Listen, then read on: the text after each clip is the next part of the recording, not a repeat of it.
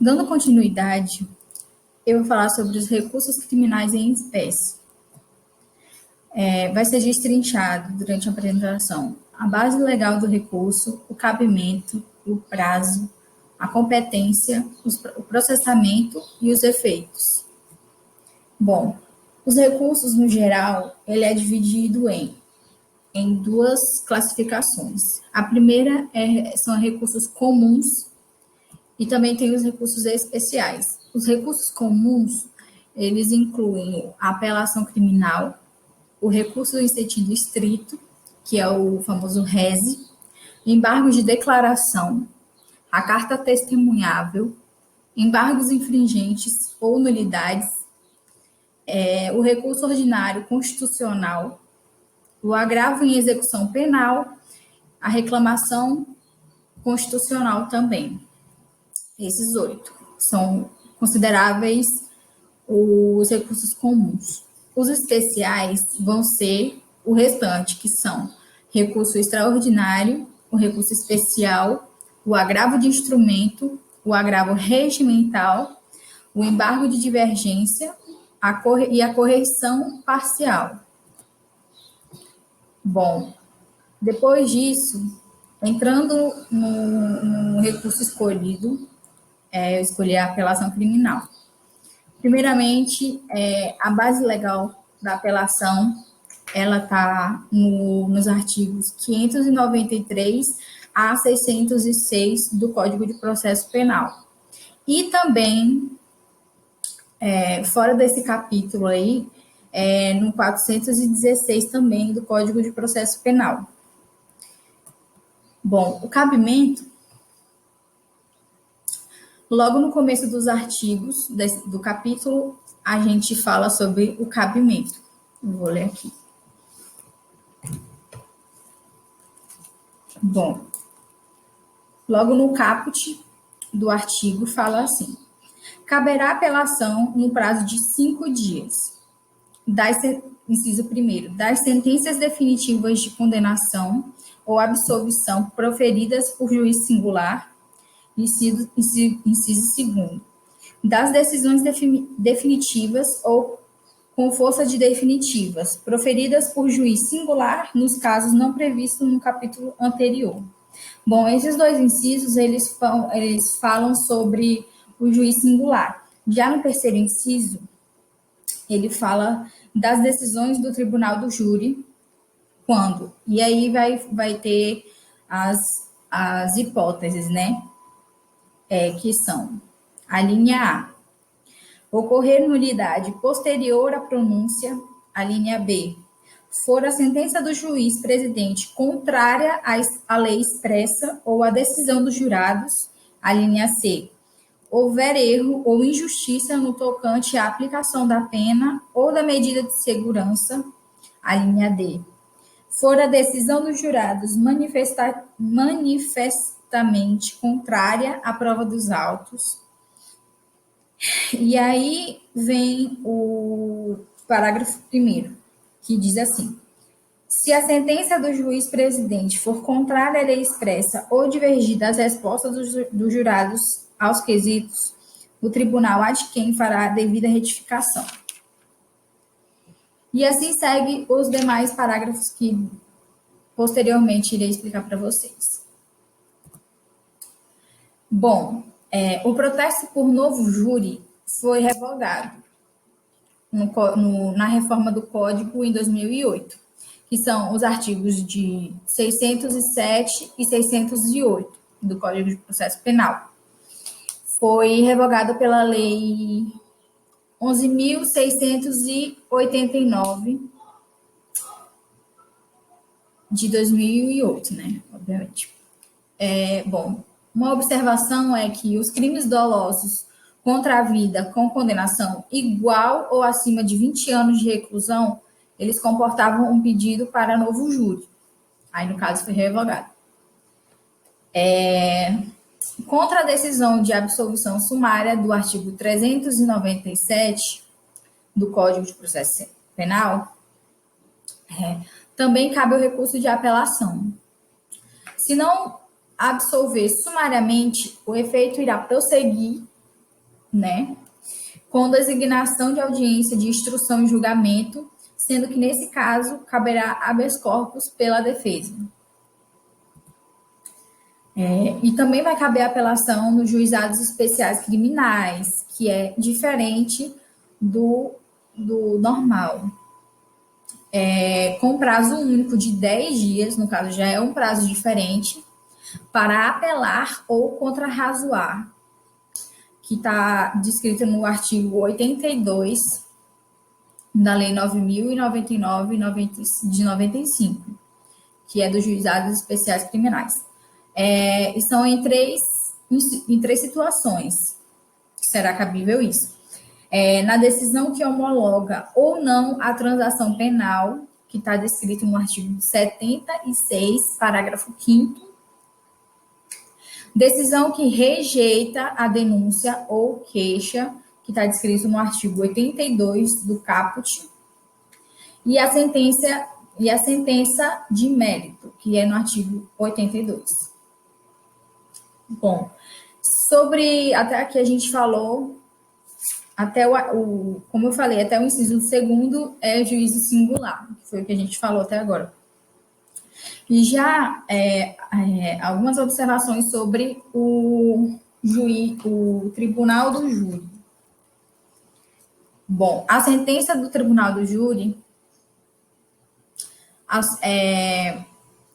para que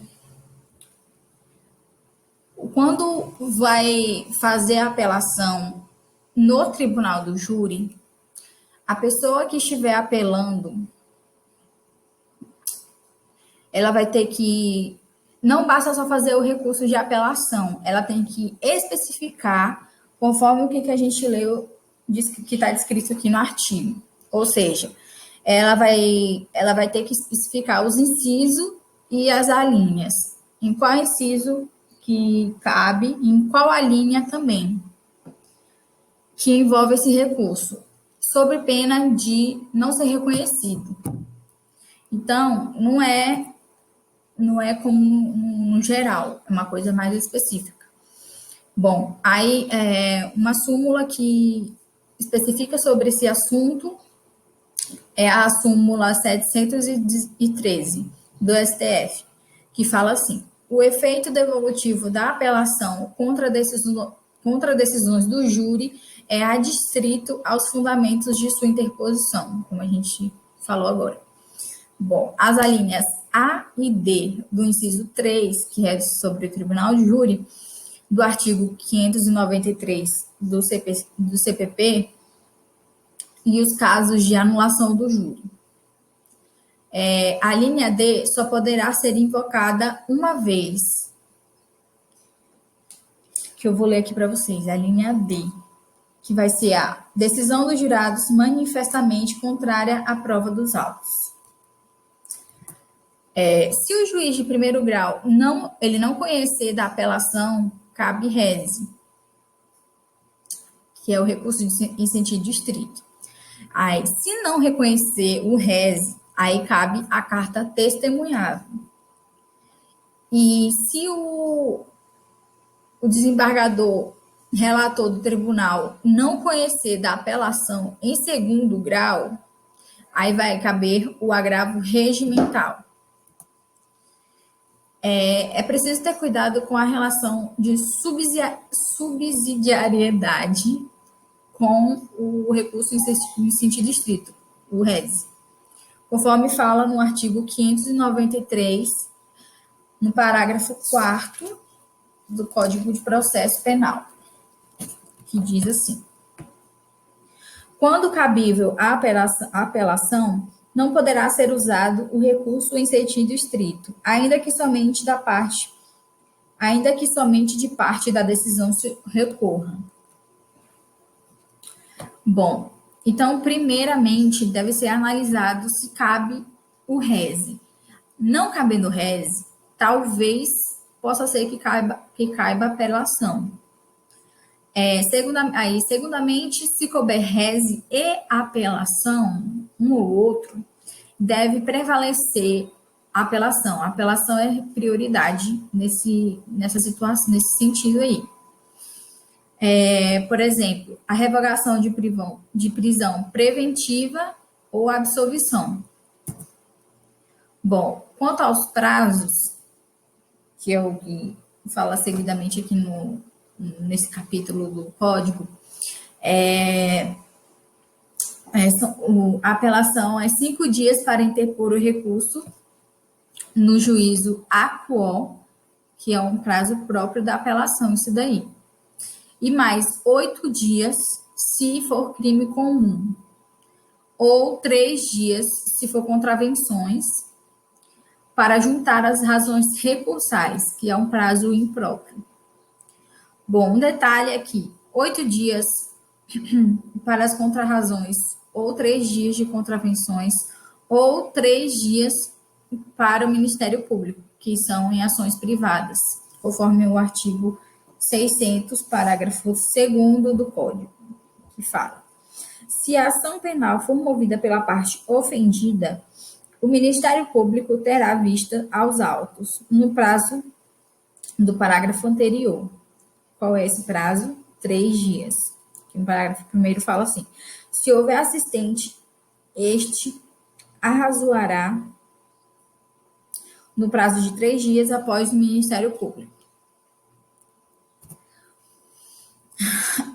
Bom, sobre a intimação da sentença, pode ser a intimação pessoal ao réu, conforme súmula 710 do STF, intimação dúplice da defesa e o início da contagem do prazo, conforme a posição do STJ.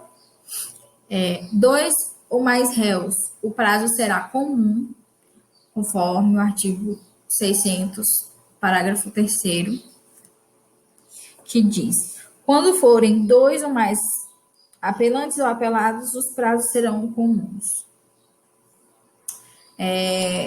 Intimação do MP através de carga com vistas e não ciente, ou seja, não basta somente o MP ter acesso lá aos autos, ele tem que assinar, e quando ele receber a remessa dos autos, tudo direitinho, com as vistas. Não basta ele só estar ciente da situação. Conforme